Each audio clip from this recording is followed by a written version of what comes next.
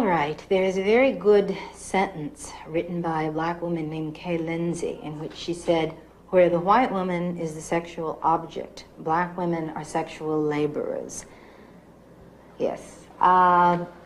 White womanhood has been the prevailing standard of femininity in this country. If you were beautiful, you had pale skin, and women have only gained by being beautiful. You had light skin, preferably light hair. You were gentle, you were retiring, you were sweet, you were chaste.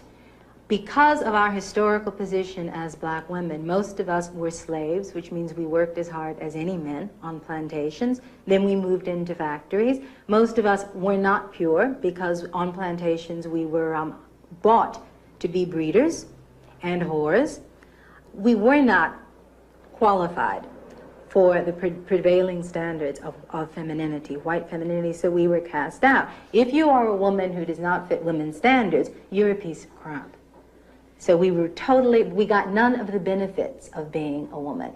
They're double-edged benefits, but they are benefits. Money from wealthy men, so on and so forth. We got all of the liabilities. As I said before, we are on the lowest rung, even in a profession like prostitution, because we are valueless as black women. So we were brought up outside the pale of femininity, but we weren't considered worth turning into useful men.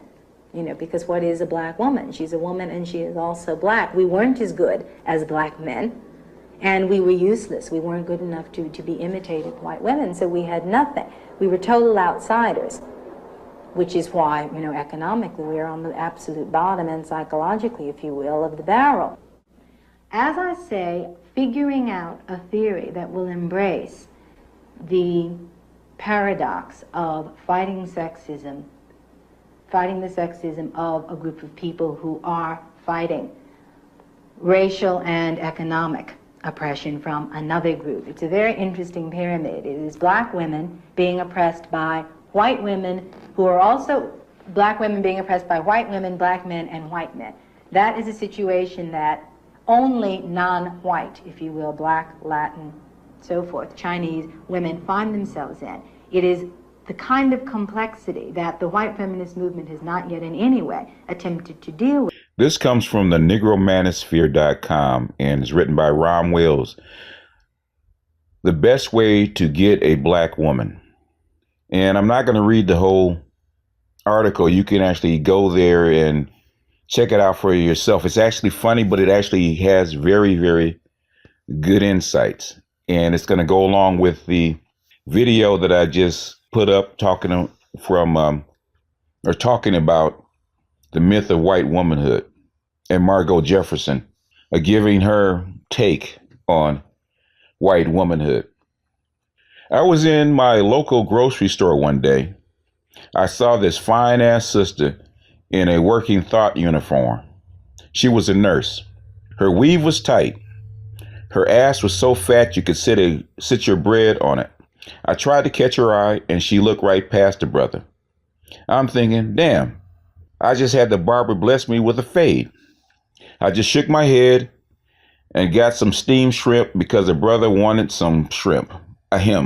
Scrimp. I went to the self-checkout line because my grocery store didn't like paying checkout clerks. One of my buddies was working there ready to fix the machines when they broke, which was quite often. She's a white MILF, and we're cool, so she was very touchy with me. That fat booty sister was there as well. I peeped that all of a sudden she was staring at me like I ate the last biscuit. I made a show of hugging my buddy and went home to eat my scrimp.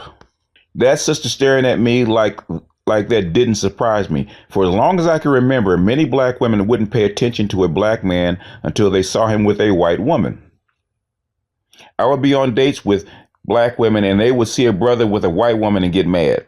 First, I would remind them that they were with me, and then I would ask if they would pay attention to the brother if he was by himself. The answer was always no.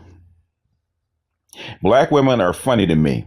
They find creative ways to ignore a black man, but as soon as they see him with a white woman, they think they are in love. A smart woman should take advantage of this, not get a black man, but to make money.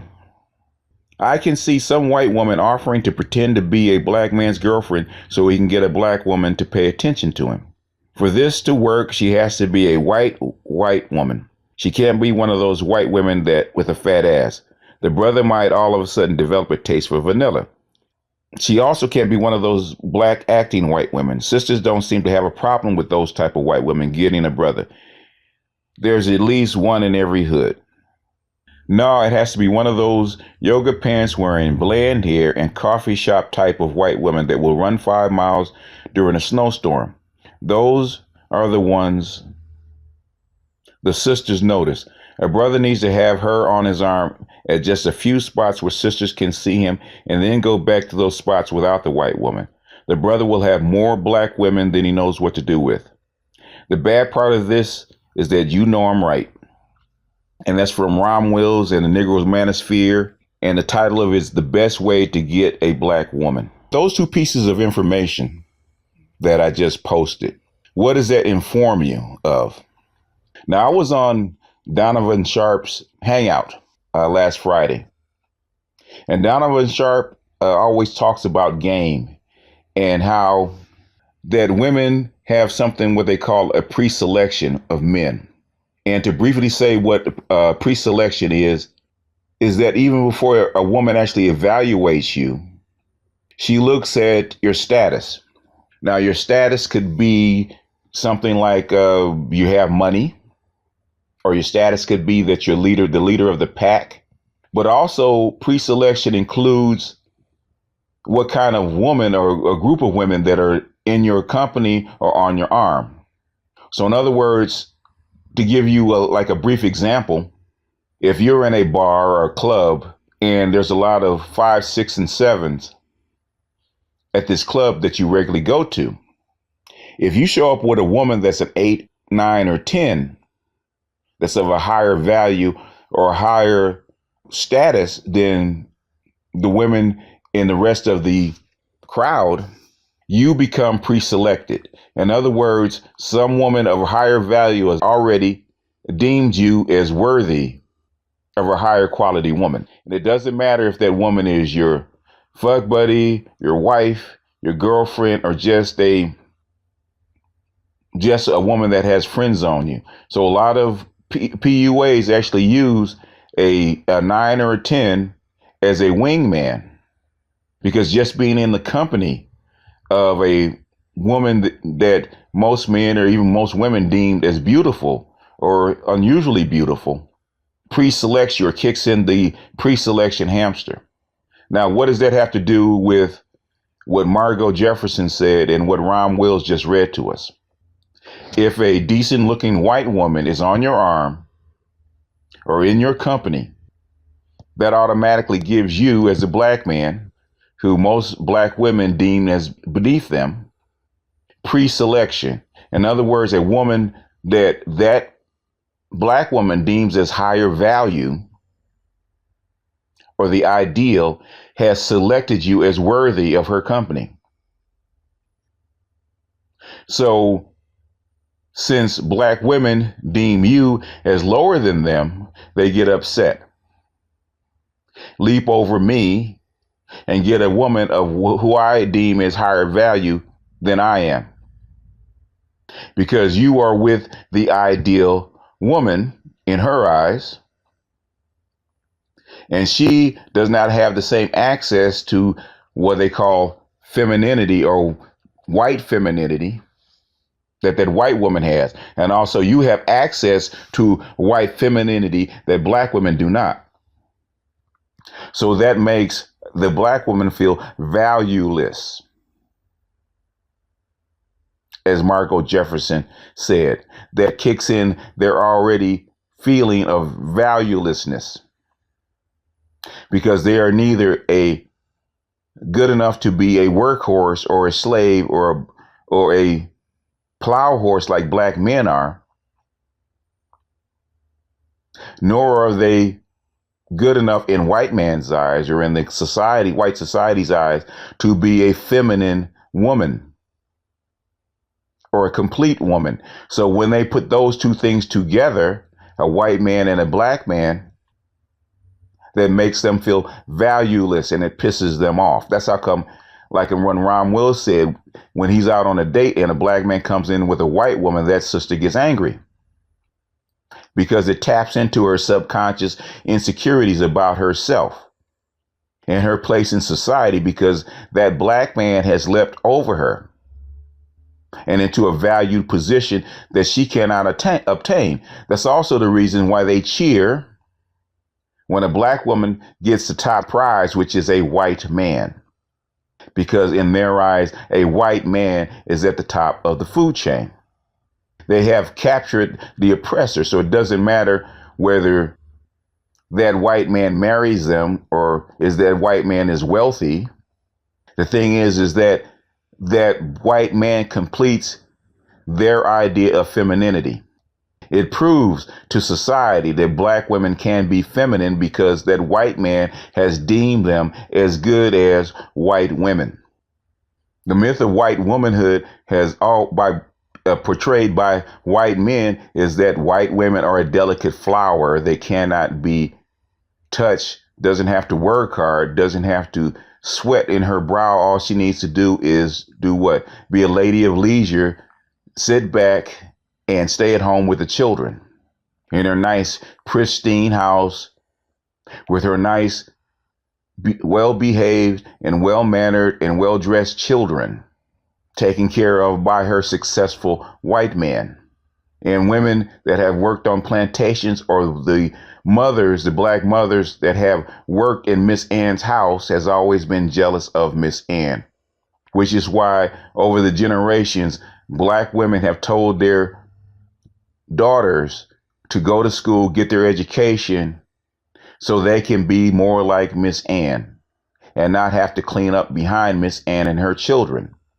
And don't worry about that black man, because that black man cannot do what? Because he is in an inferior position.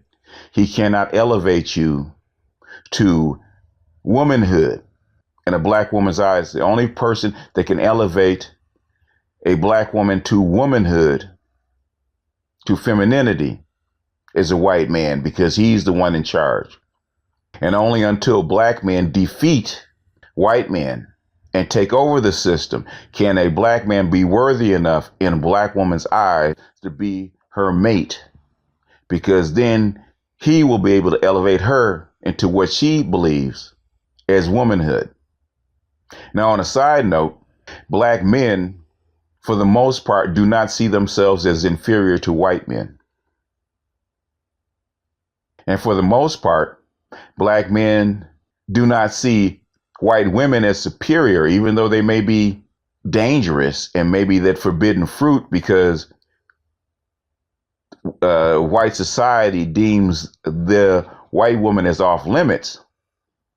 But he doesn't see that white woman as any better or worse, for the most part, than any other woman. So it doesn't bother a black man, for the most part, to see a black woman with a white man. In fact, most black men just like, okay, she likes white men, and they'll keep moving. But a black woman with a white man loves to lord that white man, or the access to white men, over the rest of the black population. In fact, there's a lot of times on my channel, especially, and until I block them, black women will come in, and no matter what they look like or what that white man looks like, they will brag that they have not a white husband, but a white boyfriend. And they will try to lord it over black men, like we're supposed to believe that they are superior to us because they have access to a white man. So you see how this plays out? Even Margot Jefferson, as she described the worth of black women in the pecking order of society, discounts how black men see black women. She only described their status in terms of how white men see value in black women and other women. So it's no wonder that you see shows like Scandal and other kind of shows where black women interact with white men, that they're so popular with black women, because they feel at last, my womanhood, my femininity has been recognized, which is something deep, deeply psychological in a black woman's psyche. And a lot of times black men beat themselves up trying to figure it out. And a lot of times black women get mad because of what white society is actually portraying. And they don't say that we should look at them any differently. What they say is we need to go out and defeat that white man so we can actually die and give them what they desire, which is to be elevated to the womanhood that they feel that white women have. Just a thought. It's an insight that kind of grabbed me when I read Ron Will's piece. It's a thought that entered my head. I don't know why it triggered, because I've seen this over and over and over again. But I had just been looking at Margot Jefferson's video, even though it was shot back in the 70s, and reading Rom's piece that kind of aligned with it. And then something Donovan Sharp says, all those three things came together. And I said, of course. Now it all makes sense. Now I could be off about this. My opinion could be wrong, but this is how I see it. So with that, you brothers have at it in the comment section. All you pimps and players out there, weigh in, because I want to see what you think. You brothers, SYSBM, that date out, especially if you date Caucasian females, see if this is something that you have noticed. But as always, this is BGS out.